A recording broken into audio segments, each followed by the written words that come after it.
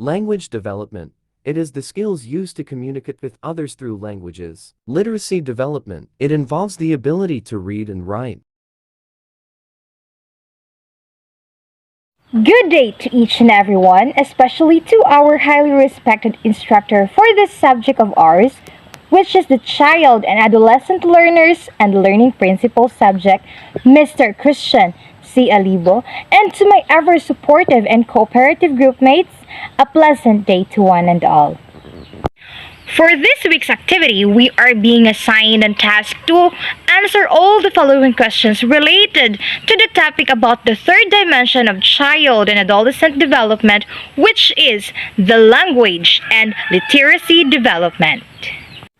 At this moment, let me share with you the first question, and that is to differentiate the different theories of language development and literacy. So I, Maria Carol P. Alipuyo, will be explaining and reporting about the first theory of language development, which is the Behaviorist Theory. From the word itself, behavior, we can actually say that it is the way in which one acts and conducts oneself. Behaviorist theory was founded by John D. Watson and was being supported by Leonard Bloomfield, Ivan Pavlov, and B.F. Skinner. Behaviorist theory is a theory of native language learning that advances in a part as a reaction to traditional grammar. This means that whatever the language that we hear from our place of origin is already established and existing in the near future. This theory is already making a particular emphasis on the importance of verbal behavior and receives a considerable trust from the educational world. This means that this theory is already proven and tested to be one of the most effective theory to learn and know the different language development of a child. For a deeper understanding about this theory, let me tell you that behaviorist theory involves three important processes, and that is the imitation, the practice, and the reward. Why I can say so? Because when a child attempts oral language or imitates sound pattern, then that was the time that he will tell and let himself practice it. And if by chance that I will be the mother of that child and then I notice that my child achieves something or imitates something that I did, then that was the time that I will praise him. And praising him means the reward. All in all, behaviorist theory is the conditioning by means of practicing reinforcement and practical habituation that constitutes the pace of language acquisition. Also remember, though behaviorist theory has shortcomings, nonetheless, this theory is helpful and much effective in knowing the language development of a child. And I know that you wanted more examples about this theory, but I will also give the floor to my other group mates to discuss that one. So, I will end my discussion here and I will give the floor to Miss Janet Espanyol to discuss the Nativist Theory. I'm Janet Espanyol and today I'm going to discuss about Nativist Theory. According to Noam Chomsky, every child is born with biological predisposition to learn any language. This biological predisposition that allows us to learn language is called language acquisition device. So basically, we can say that the lad is the main responsible of us on why we can be able to acquire and produce language now. There are four innate linguistic properties of lad. First, it is the ability to distinguish speech sounds from other sounds in the environment. It means we can be able to determine different sounds in our surroundings. Second is the ability to organize linguistic events into various classes. It means we can be able to produce and arrange language as per different events. Third is knowledge that only a certain linguistic system is possible and others are not.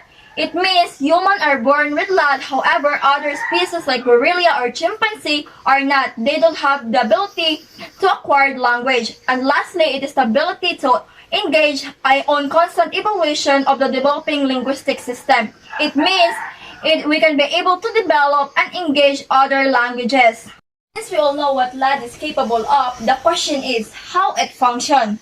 So there are three steps for the lad to function. First step is by accessing the natural language. If we say accessing the natural language, it means children need to access language from their surrounding and then process it for the lad to activate. Second is by discovering the structure of the language. It means once lad is activated, children will try to find out the structure of the language that they acquired from those people who speak languages in their surrounding and then learn from it. And then the third step is by matching the universal grammar and the language in their environment. If we say universal grammar, it is a basic understanding of how communication is structured, and it is focused on the thoughts of the sentence rather than the range of grammar used. Now that the children learn language, our question now is how are they going to produce this acquired language into a sentence? So they're going to produce acquired languages into a sentence using the following sequence: the input, lad, and output. If we say input, it is accompanied by primary linguistic data. In the sequence, it means all languages acquired by those children from those people who speak languages in their surrounding will come inside their brain. And then eventually, it will proceed to the lad, where in the lad, children will try to process those acquired languages that come inside their brain and then imitate and use it as their guide to produce their own languages. And of course, after they acquired, process, and use those languages that they acquired from those people, then it will proceed to the output, where in output, children is now capable to deliver or produce their own speech. There are three contributions of the nativist framework of the first language acquisition. First is the freedom from the restriction of so-called scientific method. Second is the semantic description of the child's linguistic repertoire as either rule, governed, or operating out of parallel distributed processing capacities. And lastly, it is a contribution of the number of the potential properties of universal grammar. So above all, the main concept of nativist theory is that children are born with built-in device called lad that enable them to acquire and imitate language. Simultaneously, it suggests that we are born something in our genes and program that allows us to learn language. I'm Ana Mariel Mantala Silian, and I'm going to report about the Interactionist Theory. Interactionist theory has its origin in the social psychology of early 20th century by sociologists George Herbert Mead and Charles Horton Colley. Mead and Colley examined the ways in which the individual is related to society through ongoing social interactions. Interactionist theory, from the word itself, interact. It is a face-to-face process consisting of actions, reactions, and mutual adaptation between two or more individuals.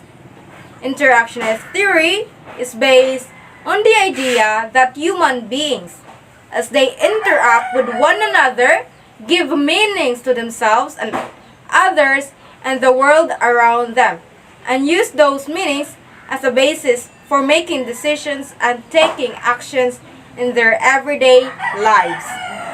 Interactionists believe that society and culture and our own identities are produced from the bottom up, from patterns of interaction and behavior over time. Interactionism is the theory that there are two entities, mind and body, each of which can have an effect on the other. Identity can be defined in a number of ways. For interactionists, identity means a sense of who we are and how we are connected to the social world. Identity is connected to a number of things, including family and friends, and practices and habits, and among other things. These are things interactionists would acknowledge. All these are the represent points of interaction with the social world. There are important clues for understanding others, like there are facial expressions, bodily postures, and movements, gestures, and actions. There are two basic forms of social interaction. First is the symbolic interaction, and second is the non-symbolic interaction. Symbolic interactionism is a sociological perspective which developed around the middle of the 20th century, and that continues to be influential in some areas of the discipline. It is particularly important in microsociology and social psychology. It derived from the American philosophy of pragmatism and particularly from the work of George Herbert Mead.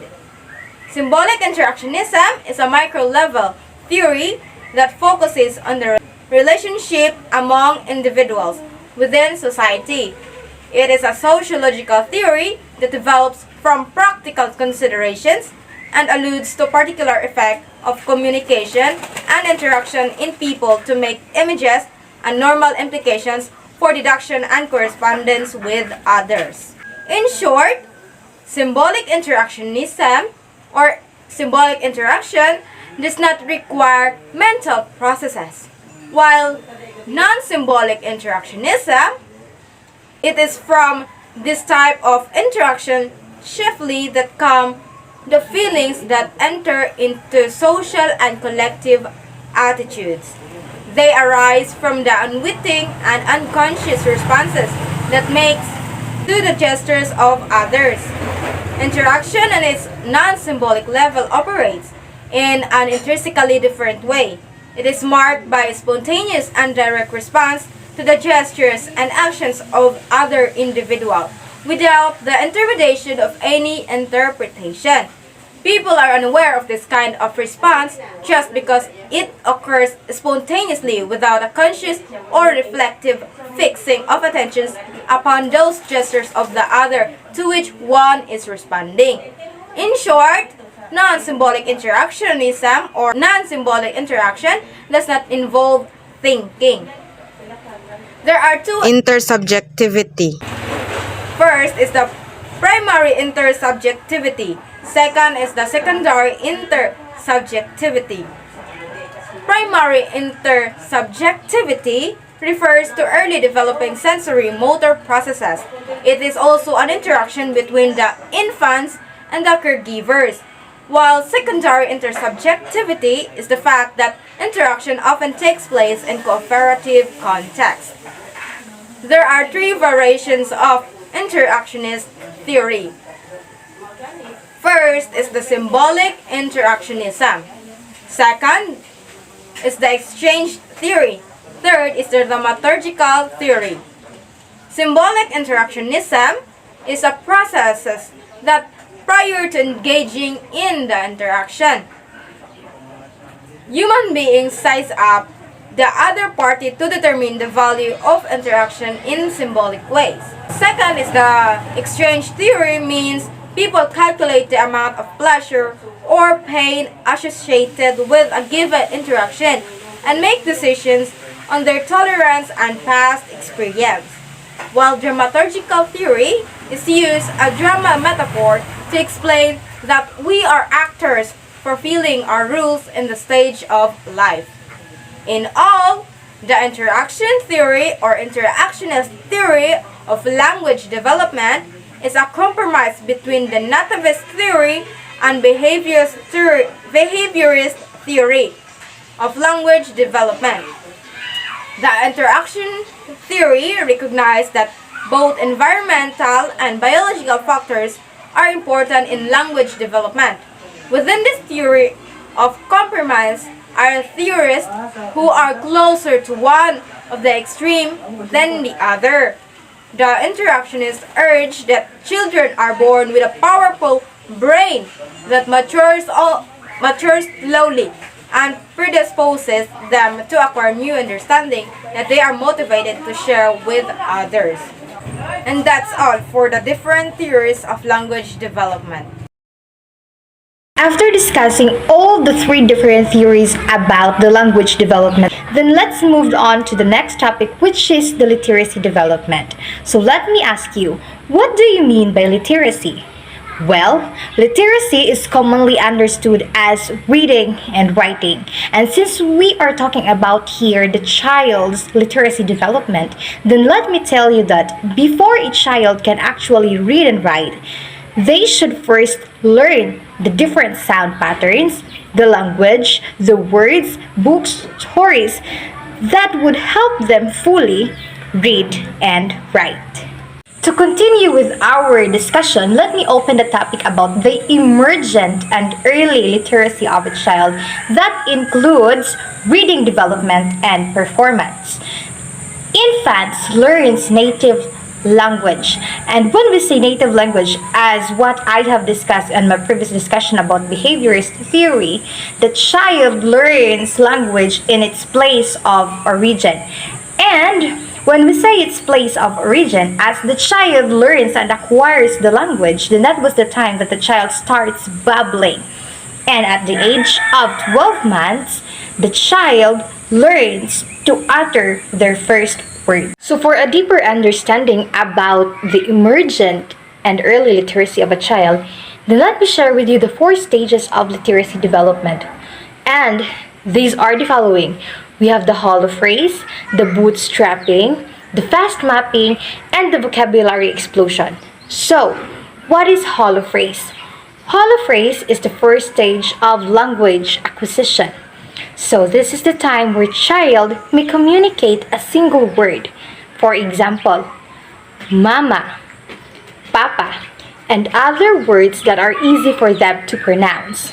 Next, we have bootstrapping. It is using the knowledge of a world-class and syntactic clues. So syntactic clues, this means about the sentence structure and the grammar of English language. So this is the time where a child composed a longer sentence for him or her to be able to give the thoughts or the idea that he wants to send and convey. Next, we have fast mapping. This is the ability to map a new meaning of a word that is once used in a context. So for example, if a mother is always telling her or his child that she loves him or her, then by the time that the child learns the true meaning of the word I love you, then he or she can be able to use that word in another context. For example, the child says, I love my shoes, I love my dresses, I love my clothes, and that's fast mapping. The last one, which is the vocabulary explosion. So this is the time where the rapid addition of new words happen. So in short, this is the time where the child is already learning the language that he or she needs. Now let's move on to the factors affecting the literacy development of a child. So we have here the 3 factors. First, the early language stimulation. The second one is the literate communities and environment, and the third one is the story reading. So what is early language stimulation? So learning occurs in the process of equilibrium. Next is the literate communities and environment. This involves that the elementary classroom serves as the venue for language acquisition. And you will ask me, why is it that it is not the nursery or the preparatory school which is the venue for language acquisition? Then the answer is that during nursery and preparatory school, that was the time where the child was being taught about the different sound patterns for them to be prepared for their elementary years. That's why in the elementary years and in the elementary classrooms, teachers has the multifaceted role in giving the child the language and the literacy development that they need. And then the last one is the story reading. As far as I remember, when I was in my preparatory school, my teacher reads a lot of stories every day. And just now, I realized that reading stories is really good for the child to be able to learn the language or the different language as well as the words that they need to be learned. So we've come to the last subtopic of the literacy development, which is the exceptional development that includes aphasia and dyslexia. So what do you mean by aphasia? Aphasia, it is the loss of ability to understand language, while dyslexia, it represents the loss of competency due to brain injury, degeneration, and developmental failure to keep pace with reading instruction. And that's all about the language development and literacy development of a child. For the next video, you will witness the different examples of all the behaviorist theory and the literacy development.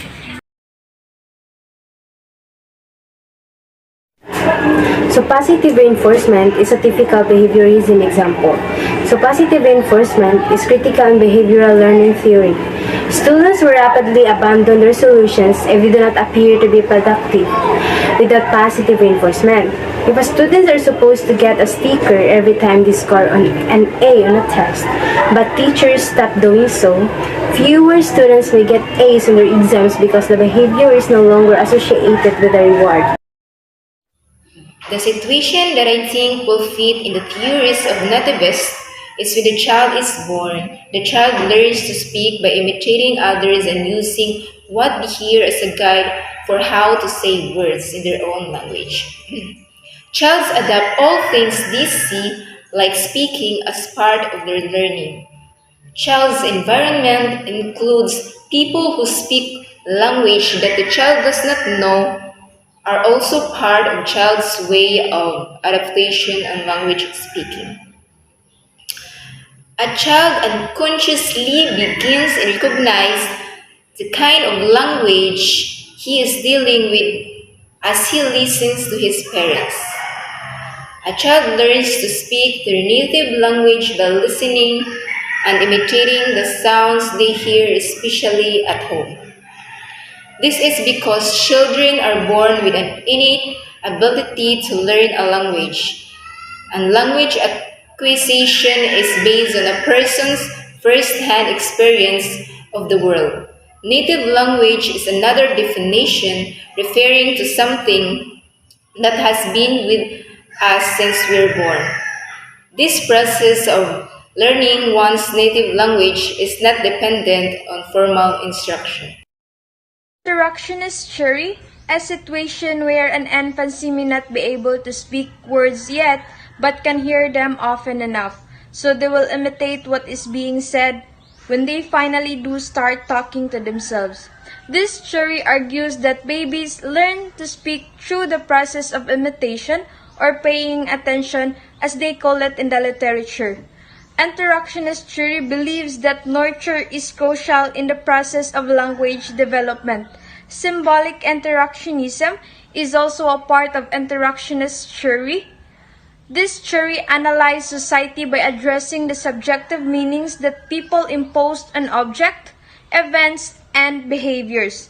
An example of symbolic interactionism are a drawing of heart means love, a bald eagle means freedom and America, putting your thumbs up means yes, putting your thumbs down means no, skull and crossbones mean danger, a balance symbolizes justice, water holds the meaning of rebirth, vitality, or cleansing. Literacy development is a part of a child's overall development. Example of these is activities like talking, singing, reading, storytelling, drawing, and writing. It will help to develop your child's literacy. Literacy development also is a process of learning words, sounds, and language. Children develop literacy skills in order to learn to read and write confidently and eventually improve their communication skills overall. Language has a great importance in our daily lives because it helps us to communicate with each other. Sign language is difficult to understand, but it is also kind of language used for communicating and signaling. We use language as an instrument to communicate our thought to other people that surround us. Additionally, it helps us to transmit our ideas or give what we want to communicate to other people. Every day, we need conversation to talk or ask to people for understanding each other. Therefore, language is useful and advantageous to us. So language is what distinguishes us humans. One of the most basic human needs is the ability to communicate. So of course, we need language for us to understand each other. Consider a world in which there is no language. Try to speak to your family members or a friend of yours. Exactly, you just cannot do so. Language plays important roles in our daily lives. So what if we have no language? Let's just say that you'd like to buy in a store. How do you do that now? You just point the things that you want to buy and hope the seller will understand you without wondering why you are using sign language. We use language in some ways, not just when we chat, read, or write, but also when we socializing with others. Remember that language is one of those things that does not inherit but may readily master with a little efforts and dedication. We are blessed with the craft of expressing the right words to the right time at the right people. What a beautiful use of language to be able to tell our loved ones that they are important to us. To be able to tell the wrong ones how they hurt us. To be able to ask some permission to our parents. And also to be able to hug our loved ones and whisper them to the ear how much we love and adore them. Language is the only way to overstep all the boundaries and hardship and reach out the best version of ourselves. Language is what makes us human. It is how people communicate. By learning a language, it means you have mastered a complex system of words, structure, and grammar to effectively communicate with others. To most people, language comes naturally. We learn how to communicate even before we can talk, and as we go older. We find ways to manipulate language to truly convey what we want to say with words and complex sentences. Of course, not all communication is through language, but mastering a language certainly helps to speed up the process. This is one of the many reasons why language is important.